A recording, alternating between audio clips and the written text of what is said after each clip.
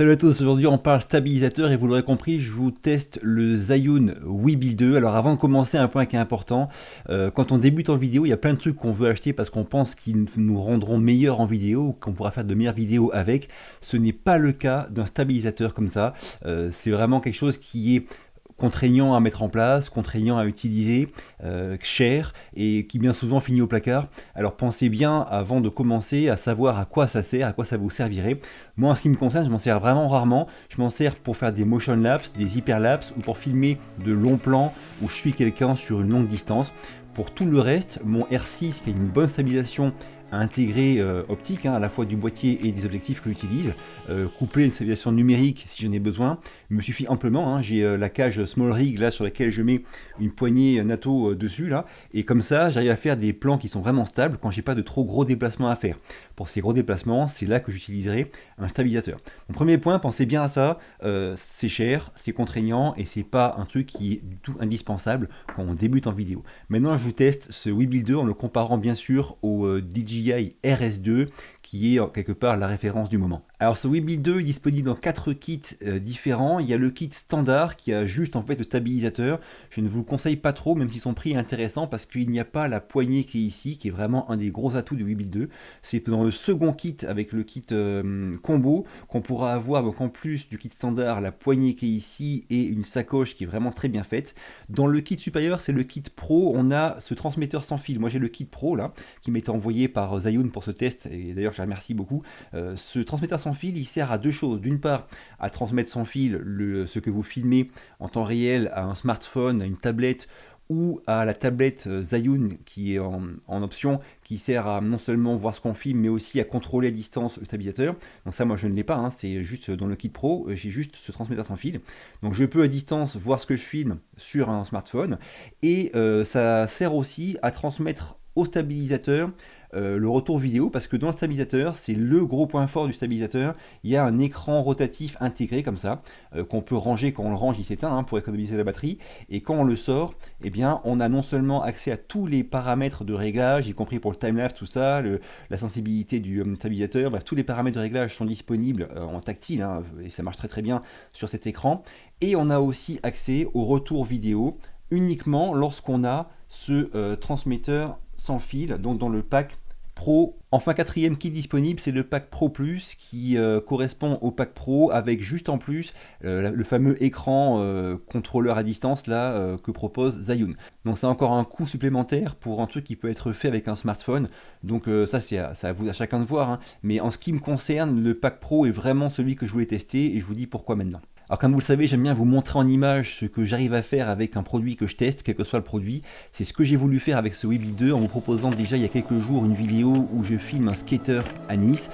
Et pour la filmer, j'ai utilisé exclusivement ce Webuild 2. J'étais moi-même soit à pied, soit sur un skate électrique en tenant le stabilisateur soit comme ça, soit en mode bas près du sol comme ça.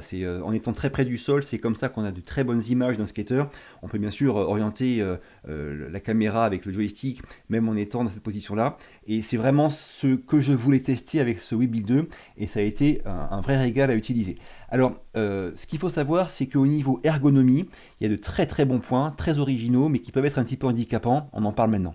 Cette poignée qui est ici, c'est vraiment un excellent point. Si je compare ça au DJI RS2, sur le RS2, il faut choisir. Soit on a la poignée en bas, soit on l'a ici, mais on l'a pas des deux côtés. Donc si on la met ici, on n'a plus le trépied pour poser le stabilisateur quand on veut le poser par terre.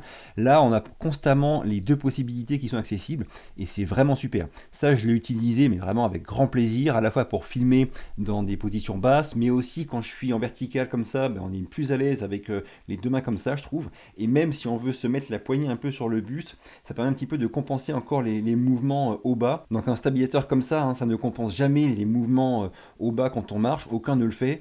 Pour faire ça, il faut avoir vraiment un gilet, un Steadicam, un truc qui coûte entre 3 et 4 000 euros, qui est beaucoup plus cher, qui est beaucoup plus pro, mais c'est pas du tout l'esprit que moi je veux avoir quand je fais des vidéos à mon niveau. Donc dans cette poignée là, permet de faire des choses sympas, mais gardez bien à l'esprit aussi que quel que soit le stabilisateur qu'on utilise, il faut toujours marcher avec les genoux pliés pour amortir un petit peu justement ces mouvements au bas, un peu en mode ninja comme on dit, et voilà, c'est vraiment un point aussi qui est important, sinon ça va pourrir un petit peu la vidéo. Toujours niveau ergonomie, un point qui est super important, c'est que moi en général, même si je suis droitier, j'aime bien tenir un stabilisateur comme ceci, et sur le Weebill 2 c'est impossible. Vous voyez ici là, le joystick il est fait pour avoir la main droite ici, il est vraiment sur le côté ici, sur mon pouce.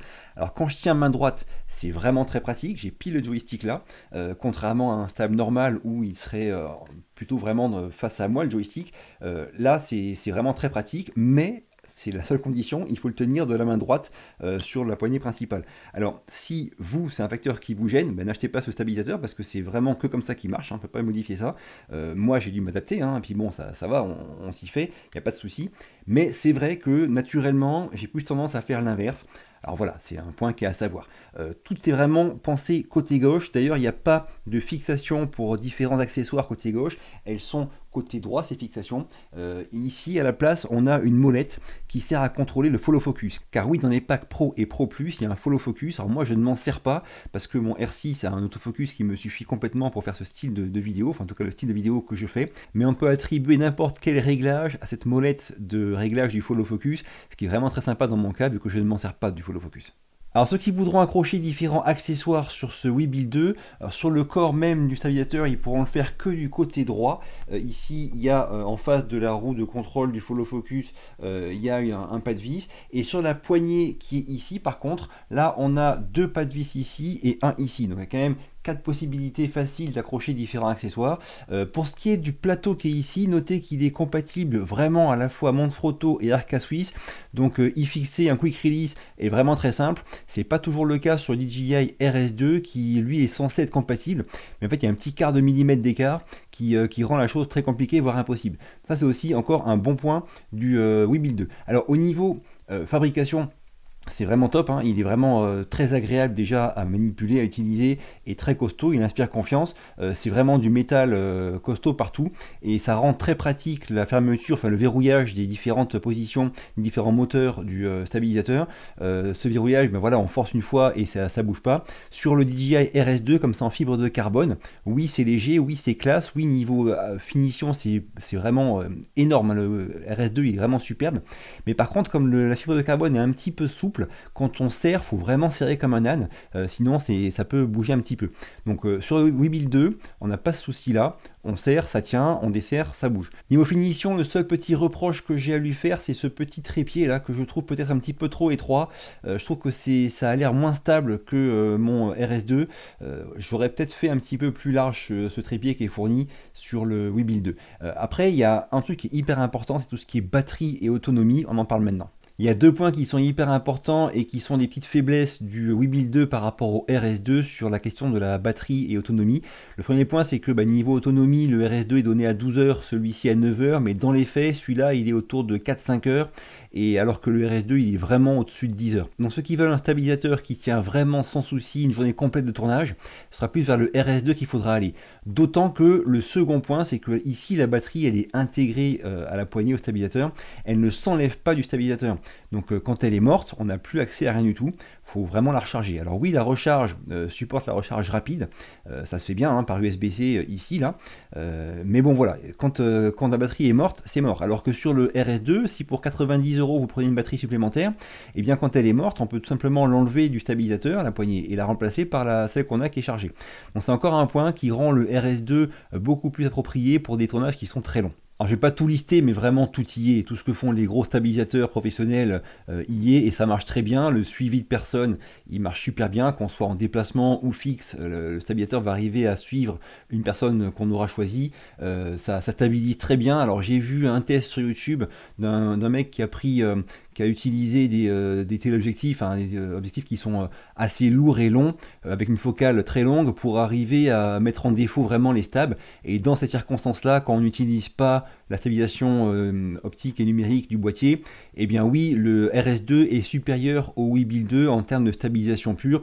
Maintenant, quand on l'utilise en conditions classiques, comme je le fais moi avec quand même un R6, hein, qui n'est pas un boîtier léger avec son 1535 dessus, j'ai eu aucun souci. Sur tous mes stabilisateurs, quand je m'en sers, je laisse la stabilisation optique de mes boîtiers et d'objectifs, si j'en ai, activé, c'est ce que j'ai fait ici, et dans ces conditions-là, j'ai eu aucun souci de stabilisation. Alors pour filmer le skater, j'avais choisi de mettre le stabilisateur en mode assez réactif au niveau des mouvements, pour vraiment pouvoir le garder dans le champ tout le temps, malgré nos mouvements respectifs.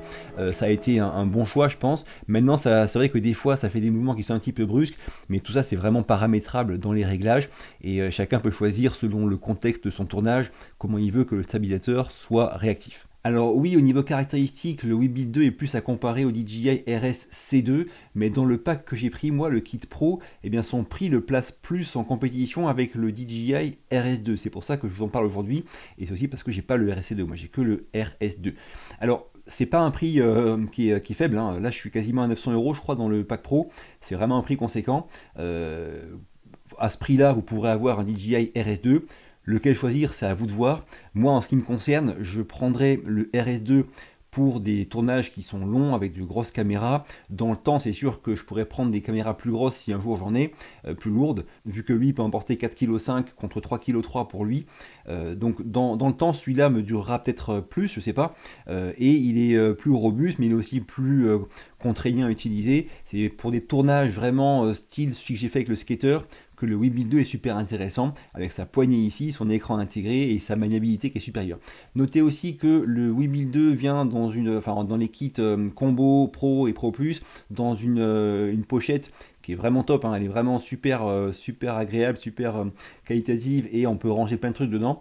Donc il rentre sans souci dans la pochette qui est fournie, et c'est un plaisir aussi d'utiliser la pochette fournie avec ce Webuild 2. En tout cas, que vous choisissiez le RS2 ou le Webuild 2, vous ne serez pas déçus. C'est vraiment un très bon stabilisateur qui fait le boulot et qui est agréable à utiliser. Donc moi, j'aime bien quand je teste un produit, vous montrer vraiment ce que j'arrive à en faire avec. C'est ce que j'ai voulu faire avec cette vidéo de skate qui a eu très peu de vues. Mais bon, je continuerai comme ça parce que ça me plaît beaucoup de vous montrer de belles images de ce que j'arrive à faire avec ce que je teste. Je mets les liens sous la vidéo vers ce Webuild 2 chez le magasin Miss Numérique. Ça vous a plu, un petit pouce bleu, pensez à vous abonner, ça m'aide beaucoup. Je vous quitte, à très vite, et d'ici là, bougez-vous purée. Bougez-vous.